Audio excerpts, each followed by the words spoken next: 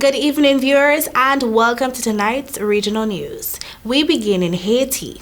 The hometown of slain Haitian President Jovenel Moïse received his body on Friday for a private funeral amid heavy security following violent protests and fears of political volatility in the Caribbean nation. Moïse's body arrived shortly after dawn at his family's seaside property where the funeral was held.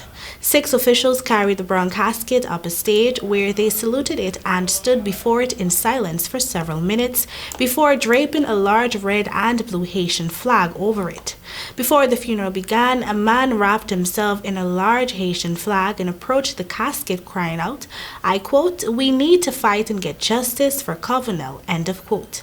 The funeral comes days after a new prime minister supported by key international diplomats was installed in Haiti, a move that appeared aimed at averting a leadership struggle following Moïse's assassination. Ariel Henry, who was designated prime minister by Moïse before he was slain but never sworn in, replaced interim prime minister Claude Joseph and has promised to form a provisional consensus government until elections are held.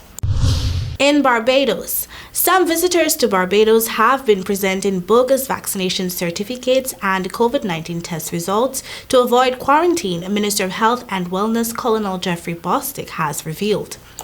However, he gave the assurance that those individuals have not been slipping through the cracks. Bostic confirmed there were individuals entering the island with forged COVID-19 related documents, but said that the officials at the airport have been on the alert and have been able to stop the frauds in their tracks. Bostic also sought to give the assurance that adequate systems were in place to deal with the gradual and expected subsequent rapid increase in visitor arrivals to the island. He said health officials were expected to meet with representatives from the tourism industry, airport officials, and other stakeholders to be able to do some things to address those issues.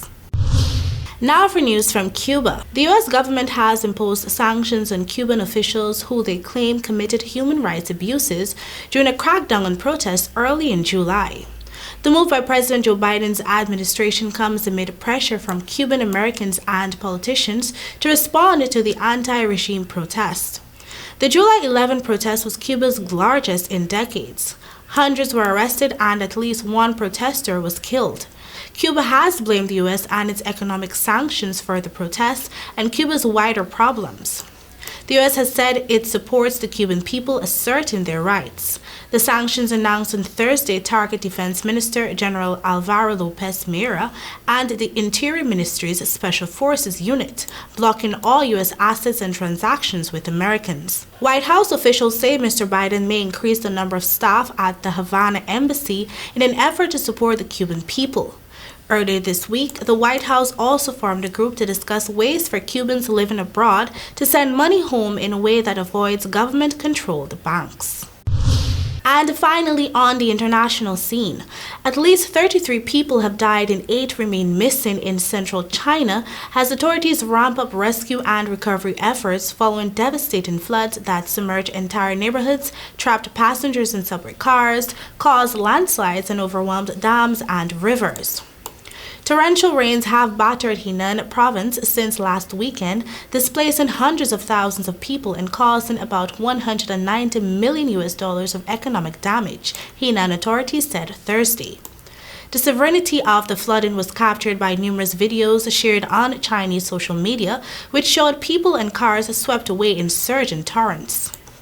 On Thursday, stranded residents have continued to call for help on WeChat and Weibo, the country's 2 largest social media platforms, with some sharing photos and information of their missing family members. And that is all for your regional news. Thank you for joining.